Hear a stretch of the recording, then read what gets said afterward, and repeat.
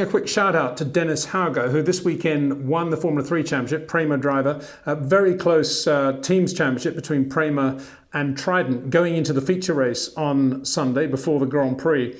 And it was going all Trident's way. They were running 1-2 with Jack Doohan, son of Mick Doohan, a Jetcraft driver, leading his teammate Clement Novalak for the entire distance, as it turned out. And oddly, Trident from the pit wall got on the radio to Jack to say, oh, let Clement pass, he's faster.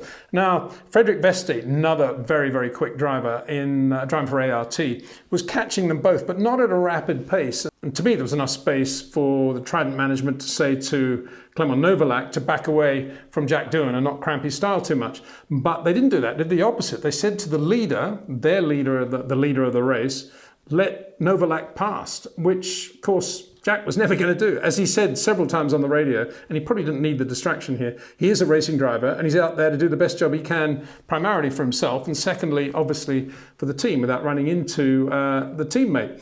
And he eventually won the race. But it ended off rather unsatisfactorily, I thought, with Trident saying, well, we disagree with you, Jack, but thank you for doing a good job, something like that. And I chatted to Jack, and here's the video now, but I thought that was a really odd thing for the team to have done, because it's not as if Trident are paying them to be part of the team. The drivers bring money to Trident just as they do to Prema.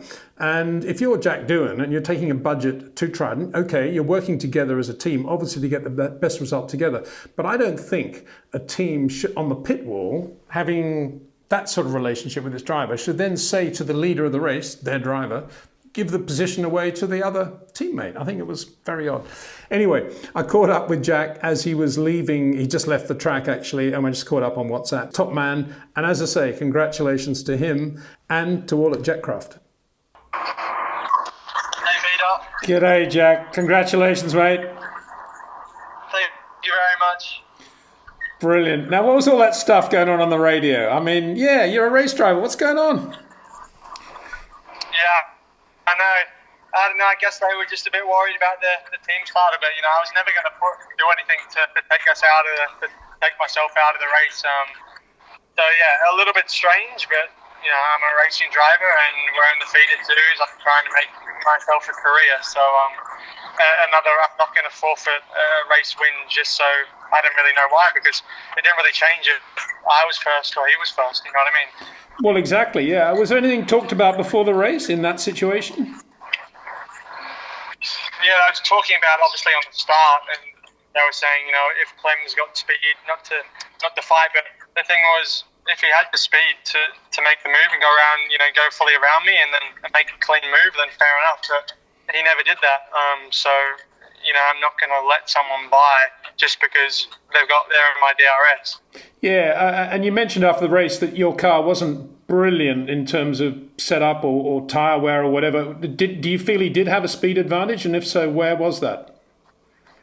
Maybe, like, I'd say the speed was pretty close, because although the balance wasn't amazing, I was quite strong in sector 2 all weekend. So I was able to still pull a gap, but I was sure that, you know, if I did have a decent, the balance was obviously amazing, but something a little bit better that I could have then dropped him out of DRS. But towards the end, when I started to wear the front a bit more from going forwards in the bias, then the balance kind of smoothed out. And even though I didn't have tyres anymore, I still did my quickest lap of the race. Yeah, brilliant job there in terms of management overall. Tell me, Jack, when you're doing that sort of conversation on the radio, does it actually distract you? I would imagine it would. Yeah, well, like, you know, when I didn't defend and Clem was down the inside and then he ran wide, when I was actually then going for the switchback, there on the radio going, you know, good job, Jack, thanks for, you know, obeying orders. And then on the same radio, don't battle, just screaming at me that whole first sector. And literally, but to be honest, I don't know how, but I just muted it out somehow. I was, you know, at that point you're too focused. I was, you know, side by side to the quickest corner on the track, flat out. I wasn't really thinking about what they were saying on the radio. In the end, I won, so I don't really care if you know, that everyone's got their opinions, and I'm sure everyone's got to a conclusion at the end that they won the team's title, so I think everyone's happy. Very happy for the support, and you know, definitely wouldn't wouldn't be here from all the supporters and for Jetcraft. So I'm very thankful for them and everything that they've been able to help me with to get me to be in the opportunity to race. So very happy for them.